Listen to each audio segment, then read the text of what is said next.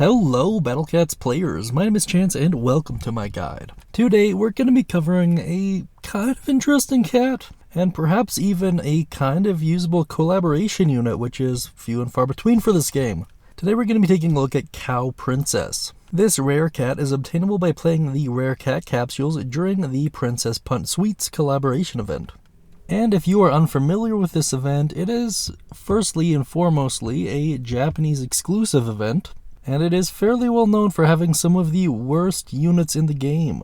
But as always, we are going to discuss this cat in as full a detail as really is available, and in the process of doing so, you're going to learn how to best use this cat if you are playing the Japanese version of the game, and how far to invest into them, as well as if you're just curious, hopefully it'll go a long way towards alleviating that. Let's get started by taking a look at the evolutionary line for Cow Princess. Starting out with Cow Princess herself, whose description reads, gets mad every time her hair is disheveled, has slightly longer reach than Cow Cat, and deals great damage to black enemies.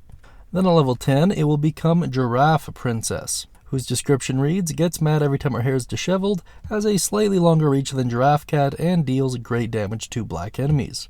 Something that, well, fairly obvious, I would like to address it. There's only 2 evolutions for this cat, which in theory open up the opportunity for Ponos to make a true form version of it. However, I highly doubt they're going to. And even if they did, once again, this unit is only obtainable for the Japanese market, so it is not super likely will ever make a difference for you if you are playing on the English or really any other language version of the game.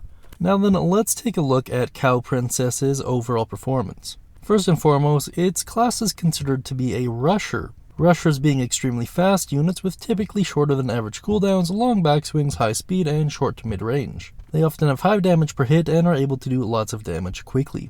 Under pros, you have fast movement and attack rate. Under cons, you have low health and attack power as well as low range. However, as a quick aside, you have massive damage against black enemies, which is either ×3 or ×4 damage depending on what cat fruits you have unlocked. Or cat fruit treasures, technically. For the most part, this is fairly typical for rusher units. However, I will say the low attack power is what really hurts this unit, at least in terms of most stages, and we'll talk about that in a second here. Now then, let's take a look at some gameplay and discuss strategy for this unit. First and foremost, as far as cost is concerned, Chapter 1 this unit will cost 500, Chapter 2 750, and Chapter 3 1000. Now unfortunately, this cat is really just a bad version of Cow Cat for the most part. You have noticeably lower attack and about a third of Cow Cat's health. With that being said, there is a small, and I mean like razor thin use case for this cat. And that is against, of course, black enemies. Pound for pound, when compared to a lot of your, well, normal cats at least, this cat can actually deal quite a bit of damage to black enemies. However, there are quite a few gacha units in the game that really outshine this cat dramatically. So this is kind of one of those down and bad options, for lack of a better term. And unfortunately, a ton of the collaboration event cats kind of share this issue of just really low base stats. Granted, as I mentioned earlier, there are only 2 forms for this cat, so there's a possibility that Ponos can redeem it. However, I don't really see it happening. Now then, seeing as how there's no official trivia for this cat, I just want to point out that really, most of the Princess Punt collaboration event cats kind of have the same hairstyle, and that is of course based off of Karihime.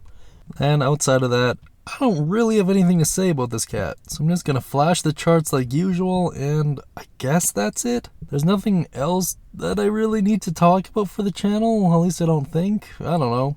I guess as like a quick little activity for you guys, let me know what YouTubers you want me to collaborate with down beneath in the comment section. I'll put them all on the list and see what I can do. Anyways, I'm just going to play some ambient music, and yeah, always nice talking to you guys, and of course, I will be speaking with you soon. Don't forget to like and subscribe for Cat God's Blessing, your next gacha roll, and yeah, talk to you later.